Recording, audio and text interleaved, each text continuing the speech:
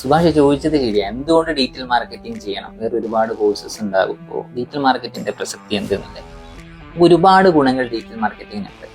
ഒന്നാമത്തെ ഗുണം, നമുക്ക് സ്വന്തമായി ഒരു ബിസിനസ് ചെയ്യുമ്പോൾ അത് മാർക്കറ്റ് ചെയ്യാൻ വേറെ ആരുടെയും മുന്നിൽ പോകേണ്ട ആവശ്യമില്ല.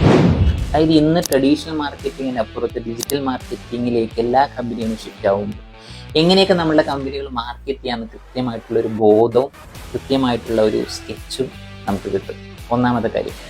രണ്ട്, ഇന്ന് ഡിജിറ്റൽ മാർക്കറ്റിങ്ങിൻ്റെ സാധ്യത വളരെ വലുതാണ്.